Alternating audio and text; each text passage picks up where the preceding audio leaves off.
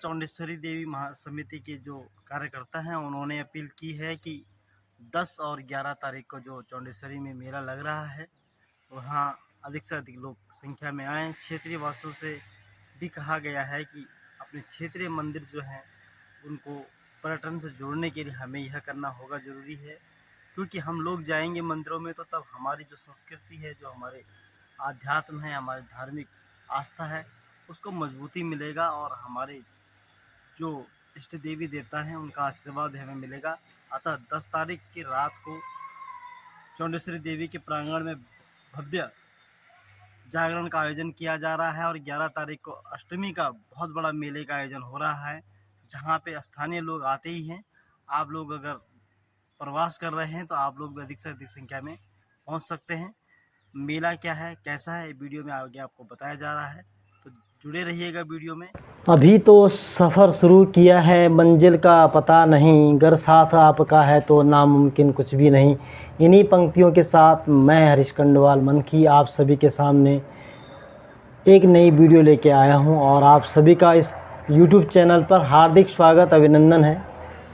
नवरात्रि के इस विशेषांक में मैं एक ऐसे मंदिर जो लगभग 10-12 गाँवों की इष्ट देवी है और कुछ गाँवों की कुलदेवी है, जहाँ ध्यानियाँ यानी बेटियाँ नवरात्रों में विशेष जात देती हैं, भेंट देती हैं और जिसके मूर्ति स्थापना एक गंगा के पत्थर से लाकर बनाई गई है और वह सदियों पुरानी मूर्ति है।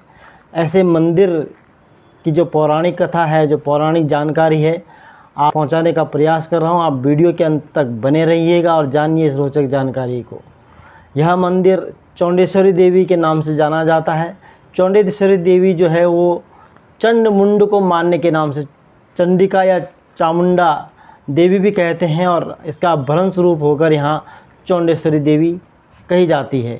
यह मंदिर यमकेश्वर क्षेत्र से बासवा ग्राम, जो खेड़ा तल्ला का ग्राम सभा है, उनकी कुलदेवी है और चौंड नामक जगह पे भी बनी हुई है। वहाँ उस मंदिर के कारण उस क्षेत्र को चौंड कहा जाता है। यह मागथा और खेड़ा के मध्य स्थित है। आप यहाँ ऋषिकेश नीलकंठ मार्ग से होते हुए जा सकते हैं या दुगड्डा कांडी मोटर मार्ग होते हुए यहाँ पहुँच सकते हैं। यहाँ से लगभग ऋषिकेश की दूरी लगभग 35 से 40 किलोमीटर होगी और कोटद्वार से दूरी लगभग 60-65 किलोमीटर की दूरी पर यह मंदिर है। और यहाँ पे अष्टमी का मेला लगता है, भव्य और दिव्य मेला लगता है। तो क्या कुछ इस मंदिर की कहानी है, पौराणिक कहानी है, इसके बारे में लोगों की अलग अलग जनश्रुतियाँ हैं, अलग अलग धारणाएं हैं, अलग अलग किंवदंतियाँ हैं, लेकिन लोगों के श्रद्धा भाव है। लोग अगाध श्रद्धा से इस माता को मानते हैं और इसलिए मानते हैं कि ये इनकी सुख दुख की देवी है।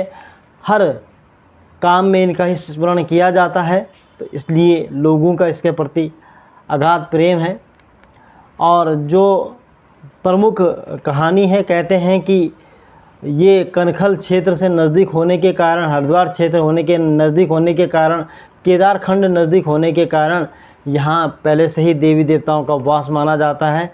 और जो बासवा ग्राम है वो इंद्र का एक वासु नाम है, इंद्र का पर्यायवाची शब्द है, वासु नाम है और कन्नड़ भाषा से लिया हुआ शब्द है। तो यहाँ पे जो बासवा ग्राम सभा है उस इंद्र के नाम से पड़ा हुआ है। कहते हैं कि इंद्र ने यहाँ पे माँ चंडिका का तप किया था, उनको खुश करने के लिए पूजा अर्चना की थी और तब माँ चंडी ने यहाँ पे उनको आश्वासन दिया था और चंडी माई यहीं से जो है सती के रूप में भी यहाँ से जाती हैं। कहते हैं कि खेड़ा गांव के आगे जो जगह है उसे सती का पहाड़ भी कहते हैं और यहाँ से बोली सती माँ जो है कनखल गई थी। और दूसरे लोग कुछ कहते हैं कि यहाँ ही से चंड मुंड वध करने के लिए देवी ने अपना अवतार लिया था और चंडी माई में जाके चंड मुंड का वध किया था। खैर, ये अलग अलग पौराणिक कथाएं हैं, जनश्रुतियाँ हैं। अब जो स्थानीय लोग बताते हैं उसके अनुसार जो बासवा ग्राम के एक किसान थे और वो वहाँ खेत में रहते थे, तो वहाँ पे एक जगह थी, एक पत्थर था छोटा सा, वहाँ पर एक गाय थी, वो रोज़ जाती और वहाँ पे अपना थन से दूध छोड़ के आ जाती। किसान वहाँ पे जाने देखता है और फिर वो उसे देव स्वरूप मान के वहीं पर रहने लग जाता है, उसकी पूजा अर्चना करने लगता है।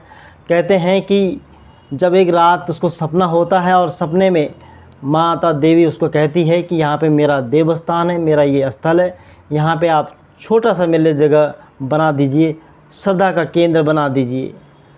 तब उस व्यक्ति ने कहा कि भाई मैं यहाँ पे क्या कर सकता हूँ। तो उन्होंने कहा कि गंगा का कोई भी एक पत्थर लाइए और उसका मूर्ति का स्वरूप दे दीजिएगा। तो वो व्यक्ति जाता है और गांव वालों को अपनी बात बताता है। गांव के जो लोग होते हैं वह गंगा में जाते हैं और एक उस आदमी वहाँ पे एक पत्थर जो उसको लगता है कि इसको उठाना चाहिए, लेकिन पत्थर लगभग बहुत वज़न वाला होता है और बाकी लोग उसे उठा नहीं पाते हैं। लेकिन जिसके सपने में वो देवी माता आती हैं वह उस पत्थर को उठा के ले आता है और उसी पत्थर से बनी हुई मूर्ति वहाँ पे आज भी अवस्थित है। धीरे धीरे यहाँ पे जो है मंदिर बनता गया। अब तो खैर भव्य और दिव्य मंदिर बन चुका है। अब दूसरी कथा जो इस मंदिर से जुड़ी हुई है कि खेड़ा गांव की ही बेटियां क्यों यहाँ पे जात देती हैं, क्यों यहाँ पे अपने भेंट देती हैं। कहते हैं कि जब 18वीं शताब्दी में गोरखा आक्रमण होता है और गोरखा आक्रमण के दौरान जब उन्होंने आतंक मचाना शुरू किया तो गोरखाओं ने कभी मंदिरों पे आक्रमण नहीं किए और उस समय लोगों ने मंदिरों की शरण में चले गए। वहाँ की जो बहू बेटियाँ थी वो मंदिर की शरण में जाती हैं और माता भगवती से प्रार्थना करती हैं कि अगर आप हमारी रक्षा करती हैं तो हम अपनी श्रद्धा अनुसार तुम्हें भेंट देंगे। तब माता ने उनकी सुरक्षा की और उन्होंने वचन ले लिया कि हम हर नवरात्रों में, चाहे चैत्र नवरात्रे हों चाहे शरद नवरात्रे, किसी एक में आपकी भेंट देने आएंगे। तो खेड़ा गांव की बेटियां इसीलिए वहाँ पे भेंट देने, जात देने जाती हैं। वहीं पातली, बिनक, बासुआ, गहली लोग यहाँ की पूजा करते हैं, इसको अपनी इष्ट देवी मानते हैं। पातली के लोग, बिनक के लोग और बासुआ के लोग वहाँ से अपने अपने गांव से यहाँ 3 डोलियाँ लेके जाते हैं। सप्तमी की रात्रि को यहाँ पे जागरण होता है और अष्टमी की रात को, अष्टमी के दिन यहाँ पे भव्य और दिव्य मेले का आयोजन होता है।